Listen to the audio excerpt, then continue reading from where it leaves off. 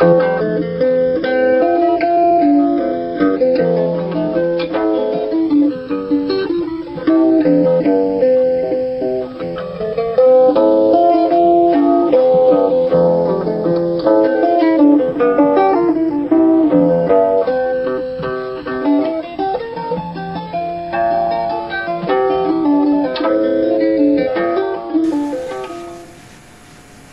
to this edition of The Girded Mind.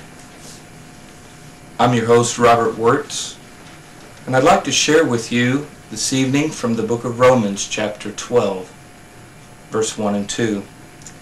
I beseech you, therefore, brethren, by the mercies of God, that you present your bodies as a living sacrifice, holy and acceptable unto God, which is your reasonable service. And be not conformed to this world, but be ye transformed by the renewing of your mind, that you may prove what is that good and acceptable and perfect will of God. I often find Christians wondering, what can I do to express my faith? There seems to be some confusion in some minds as to what they need to be doing for the Lord. How is it that I could please the Lord? What does the Lord ask of me? Well, let me start by saying that some have said that the book of Genesis tells us how everything began. The book of Revelation tells us how things are going to end up. But the book of Romans tells us how to be in a right standing with God. And Paul is coming to Romans 12, having given us 11 chapters of our condition before God, God's response to our condition, and an awesome, awesome salvation. And when we take these things into consideration, we find ourselves in Romans 12. Almost as if Paul is standing and looking back on 11 chapters of the awesome, mighty works of God and bringing man to a place where he could fellowship with him again. Redemption, salvation, liberation from sin, all the wonderful things that we know in full salvation. What should man's reaction be? How should he respond?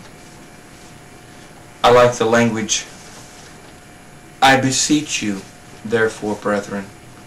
This is a very gentle kind of word, as if Paul is coming alongside and he's putting his arm around the hearer. And he's asking us to consider what we've read for 11 chapters. To consider how great salvation the Lord has wrought for us. How he died for us. How he did these things for us. And he's basically saying that if we're honest with ourselves, the only thing that makes sense is that we would present our body as a living sacrifice, holy and acceptable unto God. Our body.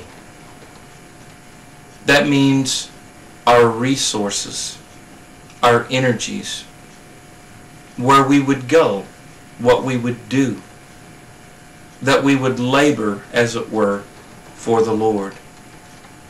Now we know that salvation is by grace through faith, and it is not of works.